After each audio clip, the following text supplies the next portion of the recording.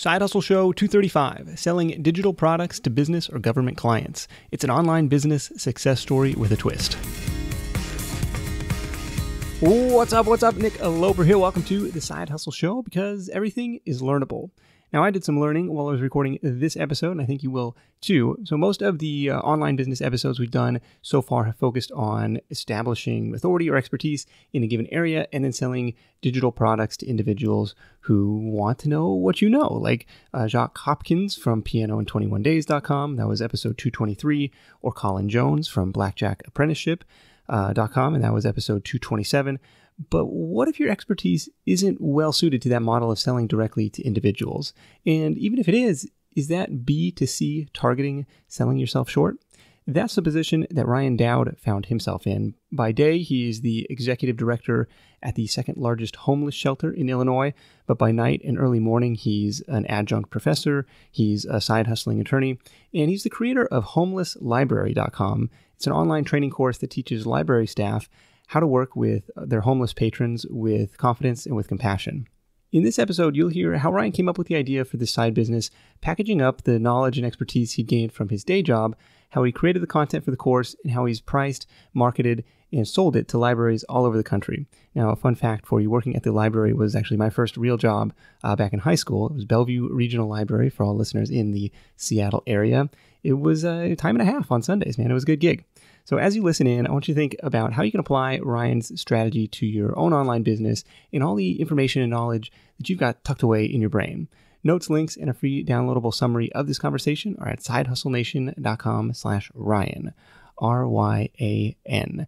Before we dive in, let me take a moment to thank today's sponsor, FreshBooks.com. Running a side hustle is tough enough as it is, so why make life any harder? FreshBooks is here to simplify the administrative side of your business. They'll save you time dealing with your paperwork, the accounting stuff, the invoicing, the expense tracking, so you can spend more time making your hustle happen. For your free 30-day trial, go to freshbooks.com/sidehustle and enter the Side Hustle Show in the How Did You Hear About Us section.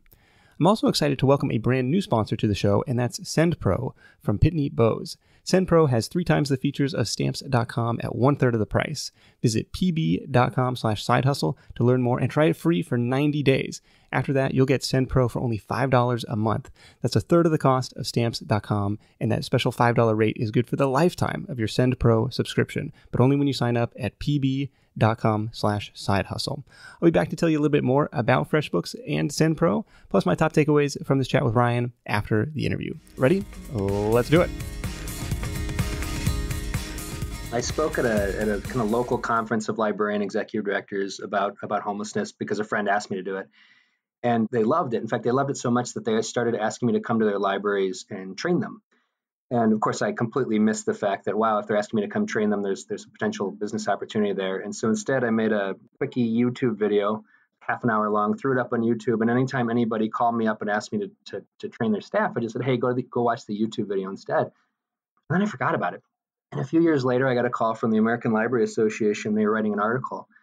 I said, why are you calling me? And they said, well, your online YouTube video is now kind of standard training at libraries all around the country. Wow. It was crazy because I'd only given the link away to maybe half a dozen people. It just spread. And I think even today it still gets, 15 or something new views a day. How many views are on it now? I think we're like 12,000 or something like that. Okay. So it's not huge in the realm of things going viral on YouTube, but for a very targeted audience, especially for a half-hour video.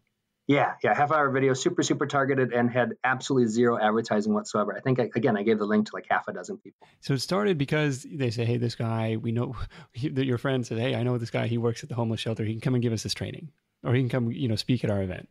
Yeah, I didn't have a training at that point. I just, they asked me to speak. I came out and gave a little talk, and then it kind of went from there. And then after I got this call from the American Library Association, I started thinking about, that's kind of odd. And again, I just kind of tucked it away in the back of my brain. And then I'll go a little cliche on you. I had a 4-hour work week like everybody else. Okay. And I was sitting around thinking like, what could I do? If only there was something that people would be interested for me to teach them or to do for them or whatnot. And, I tried a couple other things that completely bombed. And then it just kind of clicked in me like, oh my gosh, I got people that are trying to get me to do trainings and are watching this video, even though it's not even a very good video. I wonder if there's something there. So I took a little time to put together a real training video, a 2.5-hour training video, threw it up on Weebly, and it just kind of went crazy from there. And now I've got a book deal from the American Library Association, and I'm speaking at conferences. And it's just been a crazy wild ride with a completely accidental start. Wow, that's pretty crazy.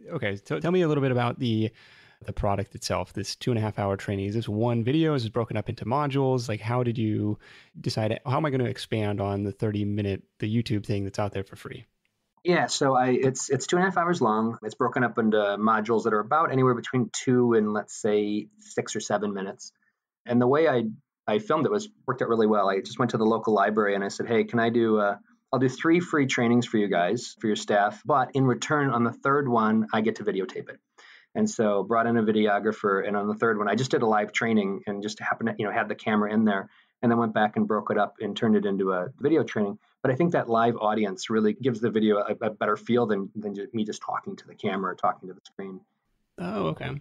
And because I'd done it 2 times prior, I got a chance to tweak out what didn't work and add some things. And it was better than if I had just sat down and tried to do it in one take. Okay, that's actually a really cool way to do it. So I'm going to do the training for free, but we can film that. And so you have the energy of a live audience, and you can get, were people asking questions during this? So was there that kind of involvement?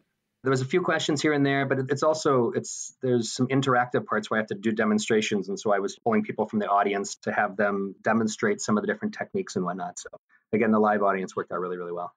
So did this stem from the 4-hour work week of like, well, here's a way to potentially scale this expertise that has been bestowed upon me and reach a wider audience versus just like the local libraries in Chicago?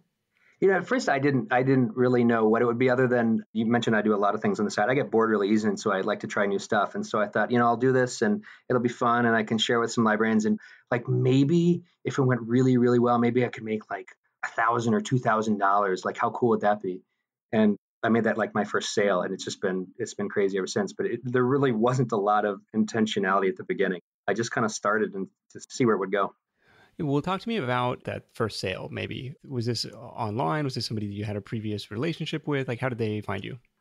I'll be honest, I don't even know. So I threw up a website on Weebly, super, super simple, nothing complicated. And then I put a link on the YouTube video saying, hey, if you like this, if you want to hear more, come to homelesslibrary.com, and then put up a little email here to get on our list.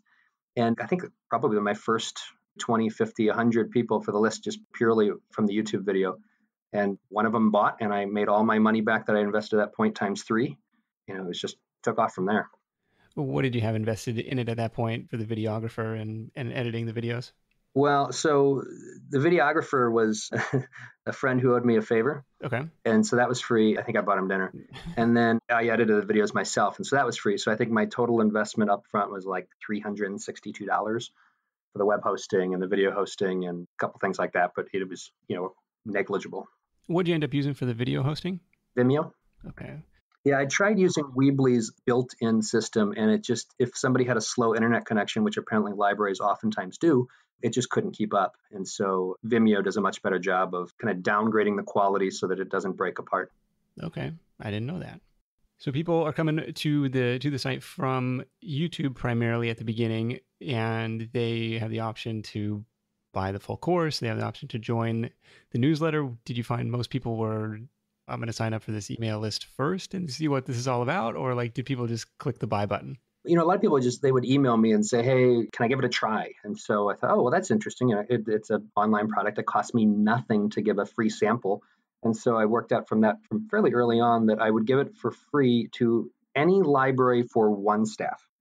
And so you can try the entire thing. It's not like you have to try to guess from a webinar. You have to try to guess what it's like from samples. You can actually do the entire training yourself, take the quiz at the end, the whole bit. But if you want your colleagues to take it, if you want your coworkers to take it, if you want the rest of your library to be able to do it, then that's where you're going to have to pay. Okay. What's the price point look like for that? So it ranges based on the size of the library. So I do it based on the staff size. So the smallest library is going to be about $300 for the year. And the biggest libraries is going to be about $2,500 currently, though I'm kind of always tweaking that, trying to see what works best. Okay. And this is one thing that separates this course from other online courses that we're talking about, where you're not just selling it one-to-one, you're selling it, one-to-many, which I guess is the advantage of an online course to begin with. But one customer could be multiple licenses. So it's like not just I'm heading it to this head librarian. It's like, well, all of your staff need to take this training. And so in that sense, it's a little bit more even scalable. So one customer could be a much bigger sale than just a one-off purchase. Have you found that to be true? Most people are buying multiple licenses, or they have to based on the number of staff they have on hand. Yeah, so I give them two options. Either they can buy a fixed number of licenses and the price point is kind of lower, but almost everybody buys just buys a license for the entire library. And I try to encourage that. And, it's funny. It doesn't, it sounds like a lot of money to me, 300 to 2,500. It's not, it's not a ton compared to people out there that are doing, $1,000 or $5,000 courses for a single individual. Yeah. But for a library budget, most libraries, particularly right now, they don't have, a ton of discretionary income. And so if I were to try to charge $1,000 per staff member, I would get zero sales. I mean, there's just no way around that. I would get zero sales. Yeah. Do you find they have a dedicated budget for this type of training or for just like, continuing education in general? So what I found is there's two types of libraries. There's those that have a real budget where they can they invest in training, and there's those that have zero budget. And so it's interesting that you either get the sale or you don't. There's not a lot. There's no haggling. There's no negotiating. There's no, I could pay a little bit less, because they either have the resources to do this and they do it, or they don't. And there's just really there's nothing I can say or do. Okay. Have you found any other difficulties in selling to kind of a government entity? Or like, what's that sales cycle look like? Is there a bunch of decision makers, bureaucracy involved? Like, that sounds intimidating to even try to get a foot in the door. Yeah, so it's the foot in the door is actually fairly easy, again, because I'm giving away the entire training for one person for free, and so that's a pretty easy ask. Okay. It can take the lead time can be quite a while between when they reach out to me and say, yeah, I want to try it, and when they actually plunk down some money. I mean, it can be, I'd say probably average is 4 weeks. I would say sometimes it's a matter of days, sometimes it's 2.5, 3 months, depending on the size of the library and how many decision makers there are. And so there's a committee that has to make these decisions and whatnot. Yeah. And so I've just got a system now where I send them an email to check in, and I flag it for 1 to 2 weeks out based on how long I think they're going to take. And if I don't hear anything, or I check up in a week or two, and I just kind of every once in a while just kind of ping them and say, hey, how you guys doing? Any questions or anything? Until they either they buy or say, sorry, we're just not going to be able to go there. And so it's not super time intensive to check in.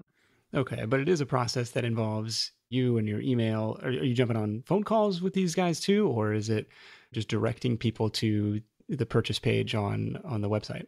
Yeah, I think I've talked to maybe one person on the phone because they asked, but in general, this is all by email. Wow. Okay. Do you have to generate a specific link, or is there like a range? Here's like the middle tier size library purchase page, or like how does that work with a variably priced product? Yeah, I've got 7 tiers, and so I've just got 7 different pricing pages, and based on the size of the library, I send them to whichever link to their size. Okay. And is the Weebly site generating unique logins for all their staff, or how does the tech side of it work? So I started with Weebly, and I'm actually switching to a different service provider that's kind of tailored for libraries, and that's a little more sophisticated than Weebly. But with Weebly, yeah, you send them a special link to a special page, and then it can generate unique logins for each of their employees. It works really well. Okay. I've never used Weebly outside of just making a very quick, basic website to see what it was all about. So I don't know all the tech or all the functionality that's under the hood there. Yeah, I was actually surprised. I thought there's no way this can handle it, but it's not flawless and it doesn't look super sophisticated, but it was more than adequate to get me the first 25, 30 sales or whatever. So what's the new platform that you're switching to? It's called nicheacademy.com, and it started as these guys who were, I think, going to do training websites for people who had these kind of niche trainings, and then they quickly discovered that libraries needed a platform for training for their patrons. And so their kind of main sales is to libraries who buy the platform to do trainings on, how to use their card catalog, if they still have a card catalog, and how to use Facebook and all that kind of stuff. And then this kind of side corner of the site is trainings for library staff that you can purchase. So it was a good fit for me. Okay. Do you find that most of your sales are still coming through YouTube, or are there other marketing channels you found effective to drive traffic to the site?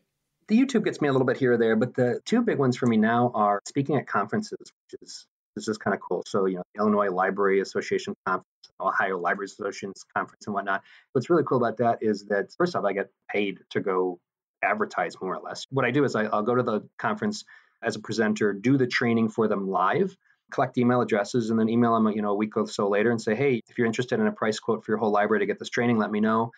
And I got a ton of sales after I've spoken at a conference, which again, is just really cool because I get paid to be there in the first place. And at least one of them, my family came with and hung out at the water park while I was off doing a training, and then follow up a week later and make some sales. And it's been a really cool way to drive sales. Okay. Now, how many of these conferences have you done?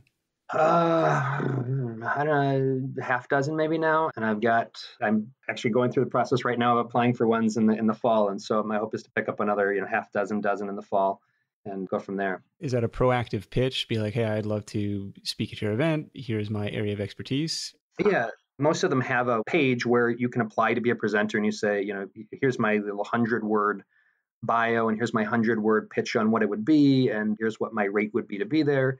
And then they just say yes or no. Okay. If they say no, that's fine. If they say yes, then I put it on the schedule and head out there. Do those trips conflict with work, with the day job? They're usually planning 6 or more months out. And so 6 or more months out, it's not any big deal for me to take a vacation day and set that day aside to head off and do this. Okay, fair enough.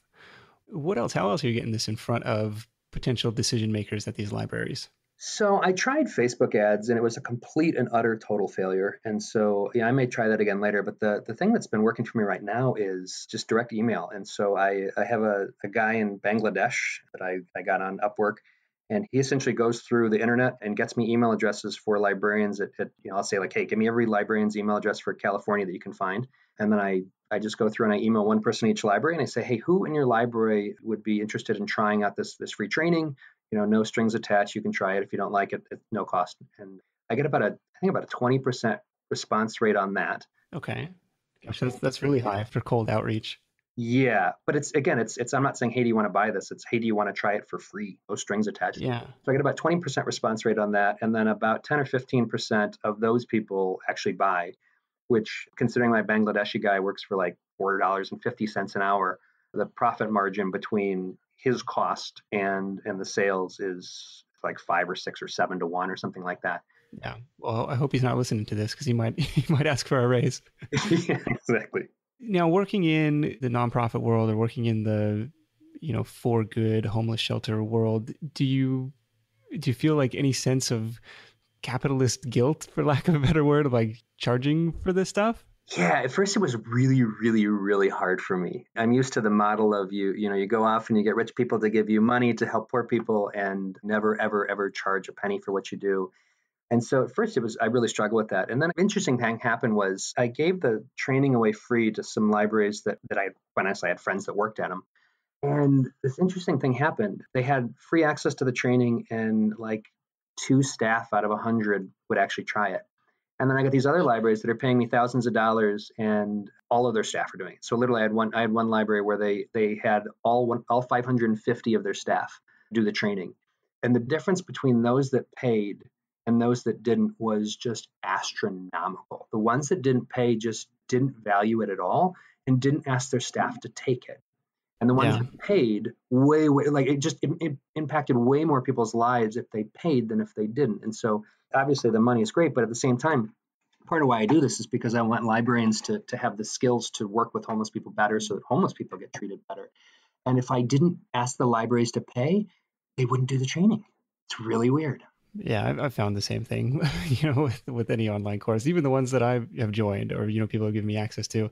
It's like, if I didn't plunk down the cash, it's like, I'll get to it when I get to it. But if I paid for it, it's like, okay, I better take this. I better get my money's worth. Yeah, it's funny. I realized that about myself too, but yet the kind of nonprofit liberal guilt still came in strong initially until I realized this. Okay. Well, that helps. It actually, this kind of is getting my gears turning on the corporate training or the employee training market and how big that really is, and almost an easier sale than trying to reach individuals, because individuals are so fickle. Like you say, you got to go do the Facebook ad thing or, this longer term like content marketing strategy versus, hey, I'm targeting libraries. I can have a virtual assistant go find me decision makers at libraries, go find me email addresses of people at these libraries. And even if you're targeting, other companies, you're getting I'm trying to think of what I could train somebody on, but there's undoubtedly lots of different opportunities out there in the training space, or in kind of a productized training space, with doing an online course aimed at companies instead of individuals. So really cool stuff, Ryan. I'm curious how, with all the other stuff you got going on, how much time are you investing into the homeless library business at this point? I'd say probably anywhere between 3 and 15 hours in a normal week. And then in a crazy week where if I have to fly to another state, obviously it's going to be a lot more. I'm writing a book right now. And so I took a week off from work and just wrote for 16 hours a day for a week straight. And so obviously that was a little more time intensive. But in a typical week, it's going to be somewhere between 3 and 15. Though I will say I am teaching my wife how to do parts so that I can turn some of it over to her. Okay. Well, tell me about the book. So does the book cover the same material as the course? Yeah. The book is kind of the book version of the training with more stories thrown in to make it a little more enjoyable read than the training per se. You're selling to librarians. They love to read. Are you worried like this is going to cannibalize the course sales? No, not at all.